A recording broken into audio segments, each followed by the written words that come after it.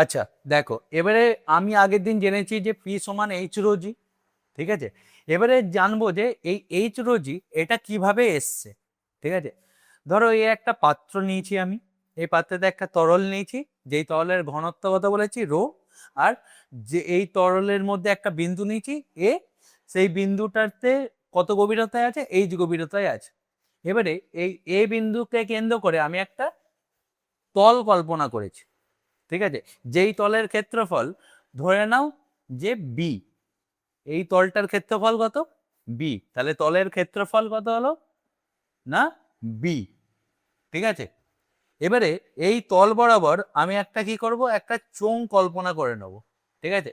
উলম্ব একটা চোঙ বা জলস্তম্ভ কল্পনা করে নেব। দেখো এইটা কিসের মতো দেখতে লাগছে, একটা গ্লাসের মতো লাগছে না, ঠিক আছে। এইটাকে কি বলে, চোঙ বলা হয়, ঠিক আছে। এবারে চোঙের তাহলে ক্ষেত্রফল কি বি, আর চোঙের উচ্চতা কত এইচ, তাহলে চোঙের উচ্চতা কত হয়ে গেল আমার এইচ। এবারে আমরা এই ক্ষেত্রফল আর উচ্চতা থেকে কি বের করতে পারবো, চোঙের আয়তন বের করতে পারবো।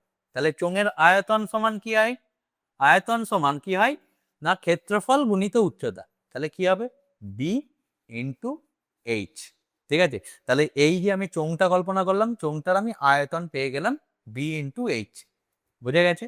এবারে এই চোঙটাতে আমি কি করলাম, এই রো যে তরলটা আছে সেই তরলটা দিয়ে পূর্ণ করলাম।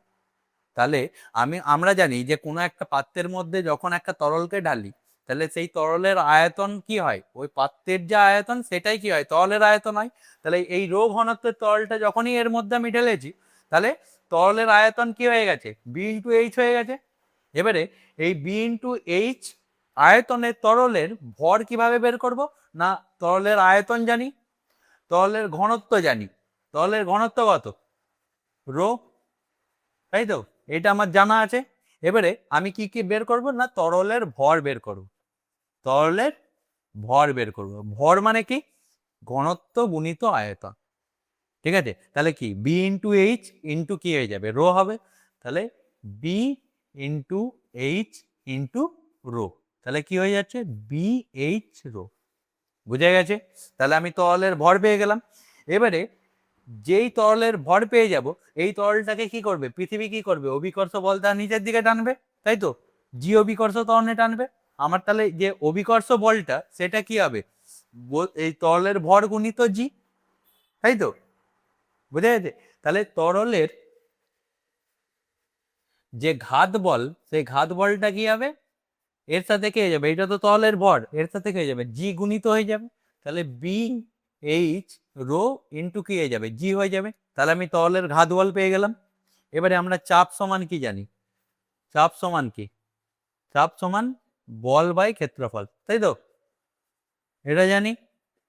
হ্যাঁ, তাহলে চাপকে পি দিয়ে ডিফাইন করি, পি সমান তাহলে কি লিখতে পারি, বলটা কি হচ্ছে বি এইচ রো জি, যেটা ঘাত বল, তাহলে B H rho G by ক্ষেত্রফল আমার কি জানা আছে বি, তাহলে বি লিখলাম। তাহলে এবারে দেখো বি বি কি হয়ে যাবে কেটে যাবে, তাহলে পি সমান কি হয়ে যাবে এইচ রো জি। দেখো আগের দিন যেটা বলেছিলাম সেই তথ্য প্রমাণ হলো যে চাপ আমার কি কি বিষয়ের উপর নির্ভর করছে, উচ্চতা, ঘনত্ব আর অভিকর্ষতা, ঠিক আছে। এই হচ্ছে আমার গাণিতিক প্রমাণ, ঠিক আছে?